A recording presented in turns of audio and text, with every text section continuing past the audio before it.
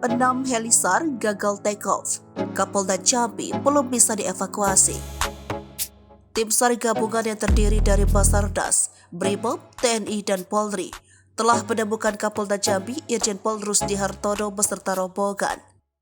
Namun, upaya evakuasi masih belum bisa dilakukan karena terkendala cuaca yang berkabut di Bukit Tamiai, Kerinci.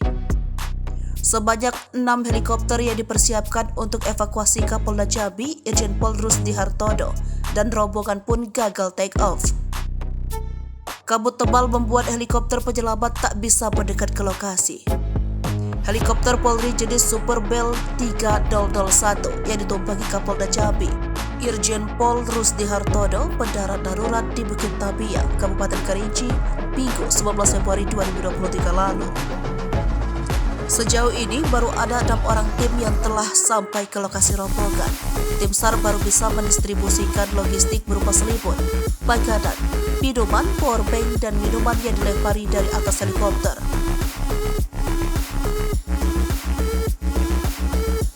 Kakor Airut Baharikap Irjen Pol Indra Biza yang datang ke Kerinci dikonfirmasi mengatakan bahwa saat ini tim sedang berupaya melakukan evakuasi terhadap rombongan Kapolda. Bahkan 6 unit helikopter telah disiapkan untuk melakukan evakuasi. Rombongan Kapolda Jambi telah berhasil ditemukan tim SAR Senin 20 Februari 2023 di wilayah TNKS Provinsi Jambi. Mereka sebelumnya terhempas ke dalam hutan saat helikopter yang mereka tumpangi harus melakukan pendaratan darurat akibat cuaca buruk pada Minggu 19 Februari 2023 pagi.